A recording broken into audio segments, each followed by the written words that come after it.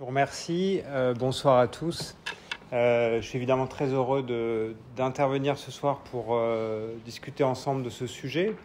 Je voulais évidemment remercier les organisateurs, ainsi que l'Ordre des avocats au Conseil qui nous accueille dans ces magnifiques locaux, et vous féliciter pour l'organisation de la conférence, ainsi que pour l'introduction que j'ai trouvée très synthétique, et c'est pas évident sur un sujet comme ça. Donc encore une fois, bravo. Alors, vous m'avez invité pour discuter des grandes décisions qui concernent à la fois l'État et le contentieux climatique en France. Et en abordant ce sujet, je me suis dit que finalement, c'était peut-être pas nécessaire de revenir de vous faire une présentation détaillée des deux principales décisions. Je pense que beaucoup de gens en ont entendu parler. Certains d'entre vous ont sûrement lu les décisions, voire même les ont rédigées. Donc, l'angle que j'ai retenu, ce n'est pas celui d'une présentation académique de ces deux décisions. Ce que je vous propose de faire ensemble, c'est d'essayer de prendre un petit peu de recul et de replacer ces deux grandes décisions, donc Grande Synthe d'une part et l'affaire Oxfam d'autre part, replacer ces deux décisions dans un contexte plus général qui est celui du contentieux de l'environnement. Et ce que je vais essayer de faire aujourd'hui, c'est de vous montrer que finalement, ces deux décisions reflètent un certain nombre de tendances qu'on peut observer dans le contentieux de l'environnement dans son ensemble. En effet, à mon sens, l'écho médiatique que ces décisions ont rencontré est presque inversement proportionnel à leur originalité sur le plan contentieux. Je ne nie pas ici leur importance politique, qui est évidemment très significative et qui n'aura échappé à personne compte tenu de la communication et de la médiatisation de ces décisions. Néanmoins, sur le plan juridique, l'hypothèse que je voudrais défendre ici est que finalement, elle ne se distingue pas fondamentalement des tendances actuelles du contentieux de l'environnement. On retrouve des succès communs avec d'autres domaines du contentieux de l'environnement et on retrouve aussi des limites difficilement contournables, que ce soit dans ces affaires-là ou dans d'autres affaires environnementales. Alors d'abord, premier élément de réflexion, il me semble que le succès du contentieux climatique français est en quelque sorte porté par deux tendances importantes et observables dans le contentieux de l'environnement. La première de ces tendances, et d'ailleurs elle dépasse très largement le contentieux de l'environnement, c'est que ces contentieux sont portés par ce que j'ai appelé l'efficacité du système juridique de l'Union européenne, qui en quelque sorte vient prendre en tenaille les institutions nationales et en particulier le juge administratif. En effet, dans ces deux affaires, on avait un certain nombre, une ribambelle de normes qui étaient invoquées pour démontrer que l'État avait une obligation d'agir dans le domaine climatique. On avait donc pêle-mêle des dispositions du droit international qui a été rappelé en introduction, l'accord de Paris en particulier, la Convention européenne des droits de l'homme, le droit de l'Union européenne ou encore la Charte de l'environnement. Si vous regardez toutes les normes qui étaient invoquées, concernant le droit international, l'effet direct de l'accord de Paris n'est pas, on a cru comprendre en lisant les conclusions du rapporteur public qu'il y avait eu un petit débat en interne, mais l'effet direct n'est pas reconnu, même si l'accord de Paris est utilisé pour interpréter ensuite des dispositions nationales, une sorte d'effet direct d'interprétation, mais pas davantage. Les arguments sur la Convention européenne des droits de l'homme, c'est très simple. Le Conseil d'État ne répond pas à ces arguments. Il faut se référer aux conclusions du rapporteur public pour avoir une explication sur les raisons pour lesquelles ces arguments n'ont pas été retenus. Et en ce qui concerne la Charte de l'environnement, les moyens fondés sur les articles de la Charte n'ont également pas été retenus. Finalement, reste le droit de l'Union européenne. On parle ici en particulier d'un règlement du 30 mai 2018 dans lequel on trouve des objectifs chiffrés de réduction de gaz à effet de serre en ce qui concerne la France. Et finalement, il me semble que, alors bien sûr, je lis un petit peu entre les lignes ici, je ne suis pas dans les secrets du juge administratif, mais il me semble que c'est probablement cet élément qui est déterminant pour fonder l'obligation d'agir de l'État. En tout cas, il me semble que parmi toutes les normes invoquées, c'était la seule que le juge ne pouvait absolument pas écarter, puisque chacun connaît la portée juridique d'un règlement européen.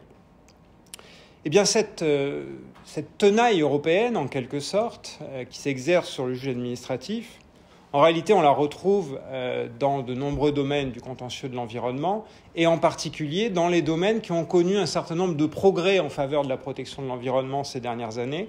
À chaque fois, se cachent derrière des obligations de résultat au niveau européen qui font que le juge administratif est, à un moment donné ou à un autre, obligé de faire droit aux demandes des requérants.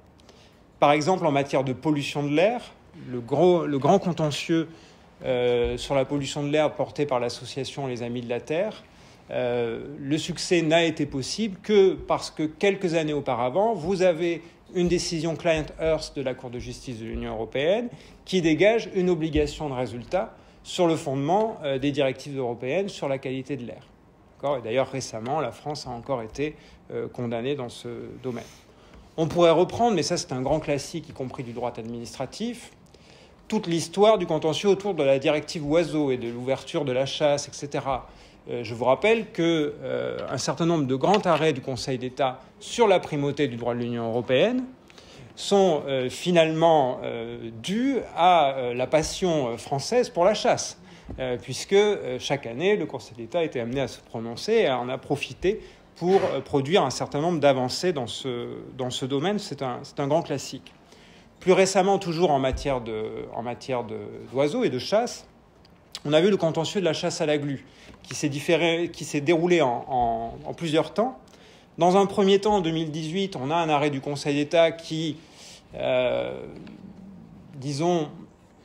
feint de comprendre l'obligation européenne de mettre fin à ce type de chasse, alors même qu'on avait déjà un arrêt de la Cour de justice qui était certes un petit peu ancien, mais relativement clair sur le sujet. Puis, dans un deuxième temps, la Commission européenne engage une procédure d'infraction à l'encontre de la France sur ce sujet. Les associations saisissent de nouveau le Conseil d'État. Les éléments de la procédure d'infraction, une indiscrétion me dit qu'ils ont été soumis au juge administratif par les parties, ce qui fait que le Conseil d'État est d'une certaine manière convaincu qu'il est nécessaire de transmettre une question préjudicielle à la Cour de justice. Vous savez que ça n'arrive pas si souvent que ça, que le Conseil d'État transmette une question préjudicielle à la Cour de justice, surtout en matière d'environnement, mais aussi dans d'autres domaines. Et finalement, la Cour de justice rend un arrêt et le Conseil d'État suit l'avis de la Cour de justice et met fin à ce type de chasse. On pourrait également parler de l'affaire de l'ours dans les Pyrénées. Venant de Toulouse, j'ai été amené à suivre de près cette affaire. La carence fautive dans la mise en œuvre du droit de l'Union européenne a été reconnue par le tribunal administratif de Toulouse sur le fondement d'une véritable obligation de résultat, puisque dans la directive Habitat, donc sur la protection de la biodiversité en Europe, vous avez l'obligation pour les États de maintenir ou de rétablir un certain nombre d'espèces prioritaires dans un état de conservation favorable. Et donc ici, s'agissant de l'ours, ce n'était pas le cas et c'est ce qui a fondé la carence fautive. Deuxième élément qui a porté le succès du contentieux climatique, ici on se réfère plutôt à l'affaire Oxfam, c'est la question du préjudice écologique. Je dirais que cette question du préjudice écologique devant le juge administratif, eh bien, c'était un fruit qui était déjà bien mûr. Finalement, on n'attendait plus qu'une chose, c'était qu'il tombe de l'arbre. Et il se trouve que c'est le contentieux Oxfam qui a conduit ce fruit à tomber. Mais dès 2004, on a une directive européenne sur la responsabilité environnementale qui commence à définir l'idée de préjudice écologique. On a en 2005, je le rappelle, la Charte de l'environnement dans son article 4 qui ne définit pas le préjudice écologique mais qui prévoit une disposition sur la réparation des atteintes à l'environnement. Et d'ailleurs, le Conseil constitutionnel dira plus tard, quelques jours après votre décision, que cet article 4 est une sorte de fondement du concept de préjudice écologique. On a bien sûr tout le grand contentieux de l'ERICA en plusieurs actes qui a vraiment mis en évidence cette idée de préjudice écologique. Et enfin, en 2016, on a la loi sur la biodiversité qui crée un régime juridique de réparation du préjudice écologique dans le Code civil. D'accord ? Donc évidemment, l'affaire n'était pas totalement entendue, mais entre-temps, on avait y compris des conclusions d'un rapporteur public au Conseil d'État, Xavier Delesquin, qui s'était prononcé en disant finalement, lorsque cette loi de 2016 sera véritablement, lorsqu'on sera saisi de contentieux pour lesquels la loi est applicable, eh bien, il faudra se poser sérieusement la question de la reconnaissance du préjudice écologique dans le domaine de la responsabilité administrative. Alors, je ne dis pas que c'était une chose évidente, mais en tout cas, je pense que le terrain était relativement balisé pour que, en tout cas, la doctrine était dans l'attente de la reconnaissance de ce préjudice écologique. Deuxième élément, je dirais que les contentieux climatiques en France rencontrent des limites qui sont là aussi comparables à ce que connaît le contentieux de l'environnement. La première limite, c'est la difficulté de mobiliser des obligations positives à l'égard du législateur. Et là, ça va m'amener à évoquer une troisième décision dont on n'a pas parlé jusqu'à présent. En effet, en matière de protection juridique de l'environnement, il ne s'agit pas simplement de demander à l'État de s'abstenir. Il s'agit aussi d'exiger de l'État d'agir en faveur de la protection de l'environnement. Et donc vous voyez que dans ce domaine, d'ailleurs la Cour européenne des droits de l'homme ne s'y trompe pas dans sa jurisprudence, la question des obligations positives est centrale. Du point de vue du requérant, ça renvoie à la question de savoir comment utiliser le contentieux pour enrayer en quelque sorte l'inertie des pouvoirs publics. Et c'est le sens de ces contentieux Grande-Synthe et Oxfam. S'agissant de l'inertie du pouvoir exécutif, là, ça ne pose aucun problème. Grande-Synthe et Oxfam, il s'agit exactement de cela. On a depuis longtemps les recours idoines, recours pour excès de pouvoir. On peut demander l'annulation du refus d'agir, c'est Grande-Synthe, ou recours en responsabilité, c'est la carence fautive de l'affaire Oxfam. Mais s'agissant du législateur, eh bien là, on est beaucoup plus démunis. Ce n'est pas tout à fait dans notre tradition française, qui reste, quoi qu'on en dise, marquée par un certain légicentrisme. Et c'est d'autant moins évident qu'en matière d'environnement, je vous rappelle que l'article 34 de la Constitution prévoit que c'est le législateur qui fixe les principes fondamentaux en matière de protection de l'environnement. Donc la compétence du législateur est véritablement importante. Alors comment faire en sorte, si on est un requérant soucieux de la protection de l'environnement, comment susciter l'action du législateur lorsqu'il est frappé d'inertie dans ce domaine? D'abord, si on regarde un peu ce qui existe en droit comparé, il faut noter qu'en France, on ne dispose pas de recours constitutionnel en omission législative. Alors, ce n'est pas extrêmement courant en droit comparé, mais là, je parle sous votre contrôle. J'avais noté que ça existe quand même au Portugal et au Brésil, par exemple. Alors, mes collègues brésiliens me disent « mais tu sais, on ne l'utilise pas beaucoup ». Bon, il n'empêche que c'est quand même intéressant de voir que certains pays prévoient ce type de recours, c'est-à-dire que lorsque le législateur ne met pas en œuvre une obligation constitutionnelle, eh bien, un recours est possible devant la Cour constitutionnelle. Ça n'existe pas en France. Alors, c'est là où j'en viens à la troisième décision qui me semble intéressante. C'est une décision d'essai du Conseil constitutionnel du 13 août 2021 qui porte précisément sur la dernière loi climat. Et vous savez, cette loi qui est née de la Convention citoyenne, l'opposition a beaucoup critiqué cette loi en disant « ça ne va pas assez loin », etc. C'est le jeu parlementaire traditionnel. Et donc, c'est posé la question de savoir comment finalement contester la constitutionnalité de cette loi, mais non pas parce qu'elle violerait directement la Constitution, mais plutôt parce qu'elle n'irait pas assez loin dans la garantie des droits constitutionnels qui portent sur l'environnement. Et alors là, les auteurs de la saisine ont fait une saisine extrêmement générale, fondée sur plusieurs articles de la Charte de l'environnement, en contestant la constitutionnalité de l'ensemble de la loi, en disant voilà, la loi doit être annulée dans son ensemble parce qu'elle est insuffisante pour garantir le respect de la charte de l'environnement. La réponse du Conseil constitutionnel a été de dire qu'il n'était pas possible de contester l'insuffisance de la loi dans son ensemble. Alors certains collègues constitutionnalistes me disent que ce n'est pas tout à fait le cas dans la jurisprudence antérieure du Conseil constitutionnel. Je ne suis pas spécialiste de la question, mais en tout cas c'est un élément qui mériterait d'être approfondi. Et le Conseil constitutionnel nous dit noir sur blanc qu'il ne dispose pas d'un pouvoir d'injonction à l'égard du législateur. Donc là on retrouve toujours, comme l'a dit Martha précédemment, cette question en toile de fond qui est celle de la séparation des pouvoirs.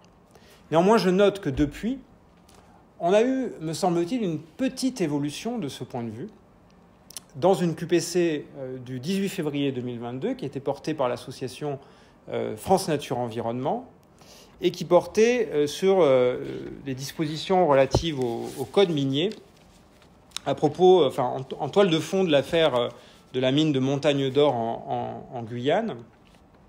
Le Conseil constitutionnel a conclu qu'aucune disposition législative, ni dans le code minier ni ailleurs, n'exige que l'administration prenne en compte les conséquences pour l'environnement dans l'hypothèse du renouvellement d'une concession minière. Alors on est sur une hypothèse extrêmement circonscrite, je ne rentre pas dans les détails de l'affaire, mais en réalité, désormais, la loi est conforme à la Constitution.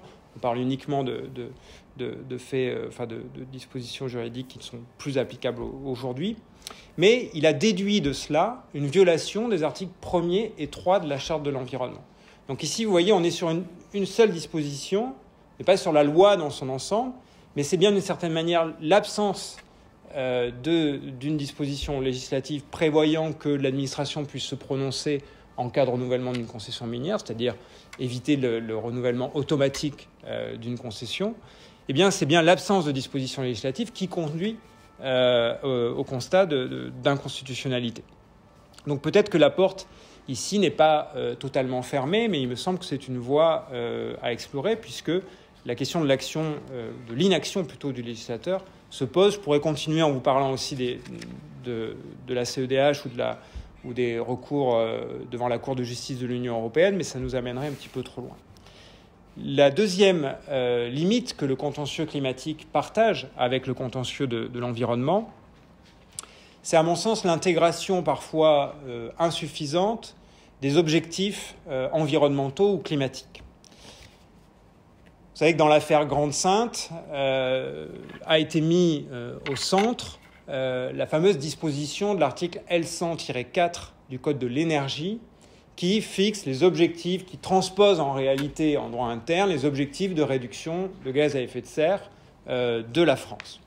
Au départ, le Conseil constitutionnel nous avait dit que c'était des dispositions programmatiques, que donc elles n'avaient aucune valeur juridique. Puis finalement, le Conseil d'État, et c'est là justement où il utilise l'accord de Paris pour en déduire cette solution, nous a dit que finalement, bien, ces dispositions pouvaient avoir un effet, et c'est même sur elles, d'une certaine manière, qu'il fonde son fameux contrôle de la trajectoire, sur lequel je reviendrai dans un instant. Néanmoins, j'attire votre attention sur le fait que le déploiement de l'opposabilité des objectifs de l'article L100-4 du Code de l'énergie est d'ores et déjà circonscrit. Alors, si jamais vous avez fait la fête le jour de la décision Grande-Synthe, je vous invite là aussi à prendre un petit peu de recul, puisque très récemment, alors ce n'est qu'une décision en référé, mais quand même, le Conseil d'État a répondu par la négative à la question de savoir si les objectifs qui sont dans cet article étaient opposables à une autorisation environnementale. Donc c'est une décision référée du 10 février 2022, Guyane Nature Environnement. Cette fois-ci, on n'est plus sur une histoire de mine, mais sur un projet de construction d'une centrale thermique en Guyane pour faire face aux besoins en électricité. Et cette centrale thermique était soumise à deux types d'autorisations. D'une part, une autorisation au titre du Code de l'énergie, dite autorisation d'exploiter, et d'autre part, une autorisation environnementale, équivalent d'une autorisation ICPE pour ceux qui connaissent ce domaine-là. Donc deux types d'autorisations. C'était l'autorisation environnementale qui a été contesté dans cette affaire. Or, le code, les différents codes ne prévoient l'obligation de compatibilité entre l'autorisation et les objectifs de l'article L100-4 que pour l'autorisation d'exploiter. Et donc, avec le principe d'indépendance des législations en toile de fond, le Conseil d'État considère que le L100-4 n'est pas opposable à l'autorisation environnementale, même s'il l'est vis-à-vis de l'autorisation d'exploiter. Alors là aussi, je suis allé voir les conclusions du rapporteur public, qui se trouve être le même que dans l'affaire Grande-Synthe, et le rapporteur public nous dit que effectuer un tel contrôle serait impraticable. Bon, alors je passe sur un certain nombre d'arguments qu'il évoque, mais à mon avis, ici, on a une certaine contradiction, puisque le Code de l'énergie exige déjà, amène en tout cas à effectuer ce contrôle vis-à-vis de l'autorisation d'exploiter. Donc l'argument de dire que c'est peut-être impraticable, c'est peut-être pas très confortable pour le juge d'effectuer ce contrôle, puisque ça implique aussi une sorte de contrôle de l'opportunité, ça je peux l'entendre. Il n'empêche que le juge devra l'effectuer concernant l'autorisation d'exploiter, et donc vis-à-vis de l'autorisation environnementale, il me semble dommage de ne pas avoir accepté l'argumentation des requérants. D'autant plus regrettable que je suis allé vérifier exactement le régime contentieux de ces autorisations d'exploiter au titre du Code de l'énergie. Il se trouve qu'une association de protection de l'environnement, même lorsqu'elle est agréée, n'a pas intérêt à agir à l'encontre d'une autorisation d'exploiter. Et donc on voit bien que le résultat de cette décision, c'est qu'en pratique, la compatibilité entre un projet et les objectifs de réduction de gaz à effet de serre ne pourra pas, cette question-là ne pourra probablement pas être amenée devant le juge, puisqu'on sait que dans ce domaine-là, c'est souvent les associations de protection de l'environnement qui portent ce type d'argumentation. Et donc ici, je ne vais pas revenir sur toute l'histoire de l'application du principe d'indépendance des législations en matière d'environnement, mais on retrouve un problème absolument classique du contentieux de l'environnement, ce qui me fait dire qu'on a globalement des tendances comparables. Mais pour ne pas vous laisser sur un constat trop sceptique peut-être, je veux quand même souligner ce qui est pour moi la principale originalité de ces affaires, et le principal apport au contentieux climatique, mais aussi de manière générale au contentieux de l'environnement, voire même au-delà, c'est ce fameux contrôle de la trajectoire. Je reprends les mots ici du vice-président Bruno Lasserre, qui dans un discours en ces lieux à la Cour de cassation a estimé que le contrôle de la trajectoire s'apparente à un contrôle de conformité par anticipation qui amène le juge à s'assurer, à la date à laquelle il statue, non pas que les objectifs ont été atteints, mais qu'ils pourront l'être, qu'ils sont en voie d'être atteints, qu'ils s'inscrivent dans une trajectoire crédible et vérifiable. Et ce caractère de contrôle par anticipation me semble véritablement intéressant. Pourquoi ? Parce qu'en matière d'environnement, on est toujours en train de regarder le futur. Et le principe roi du droit de l'environnement, ce n'est pas le principe de précaution dont on parle beaucoup, mais c'est bien le principe de prévention. On cherche toujours la prévention, on cherche toujours l'anticipation. Et il me semble que ce contrôle de la trajectoire, et ça a été rappelé en introduction, ça évite d'attendre la fin de l'échéance pour contrôler la suffisance ou non de l'action menée par l'État. Et d'une certaine manière, si ce contrôle de la trajectoire a pu émerger, le mérite revient, à mon avis, à la force du droit, à la force du droit climatique, à la force du droit de la transition climatique. On voit bien comment on s'inscrit ici dans le temps quand on parle de transition, puisque ce droit a prévu des objectifs chiffrés, quantifiés et des échéances régulières. C'est-à-dire qu'on a ici un droit qui est ancré dans le réel. On est très loin de l'image d'Épinal qui colle à la peau du droit de l'environnement, c'est-à-dire un droit constitué de déclarations incantatoires et qui finalement ne trouve jamais d'application. Donc il me semble que ça doit être souligné. Et puis, enfin, pour terminer, je voudrais dire un mot supplémentaire sur la fameuse affaire Oxfam. Ce sera l'occasion ensuite d'en discuter, puisqu'il se trouve que j'ai été amené à commenter cette décision, la première décision à la JDA. Et alors pour rappel, on a eu ici, je l'ai dit déjà, pour la première fois, un juge administratif qui reconnaît que le préjudice écologique est applicable en droit administratif, en droit de la responsabilité administrative. C'est, à mon avis, le principal apport de cette décision. Néanmoins, le juge a rejeté la demande indemnitaire des associations, puisque dans le Code civil, d'ailleurs c'est intéressant de voir qu'il se réfère beaucoup au Code civil, dans le Code civil, on privilégie une réparation en nature, ce qui pose un tas de difficultés, mais voilà.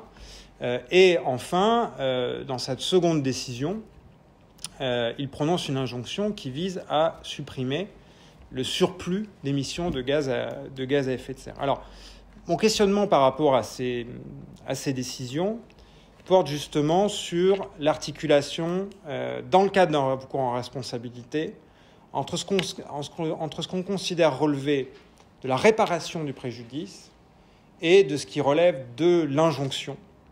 On sait qu'il y a pas mal d'arrêts du Conseil d'État d'ailleurs ces derniers temps, dont un avis d'ailleurs qui est tombé il y a quelques jours sur ce sujet. Distinction entre réparation et injonction. Et je voudrais ici vous livrer quelques éléments de réflexion. À mon avis, il est important de distinguer d'une certaine manière la réparation du préjudice passé, qui renvoie plutôt à l'idée d'un rétablissement de ce qu'on appelle le statu quo ante, et par rapport à la question de la cessation pour l'avenir du préjudice. Et visiblement, de ce que je comprends en tout cas de la jurisprudence du Conseil d'État, l'injonction a plutôt pour objet de faire cesser le préjudice à l'avenir, alors que la réparation classique est là pour rétablir le statu quo ante. Et une autre distinction qui me semble est importante pour essayer de se dépatouiller en quelque sorte de ce concept de préjudice écologique. Il me semble d'ailleurs que la question climatique n'était pas du tout la plus évidente pour porter ce concept de préjudice écologique. Ça aurait été beaucoup plus simple. Par exemple, si on parlait d'ours, ça aurait été beaucoup plus facile de savoir où était le préjudice écologique. C'était facilement quantifiable, etc. Bon. Néanmoins, on peut distinguer deux types de préjudice écologique. Un préjudice écologique que j'ai appelé primaire en quelque sorte, qui ici est constitué par l'excès d'émissions de gaz à effet de serre dans l'atmosphère. Et donc ici, eh bien, la suppression du surplus qui est ordonnée par le tribunal, la question se pose de savoir si est-ce que c'est simplement faire cesser le préjudice ou est-ce que ça permet de rétablir le statu quo ante.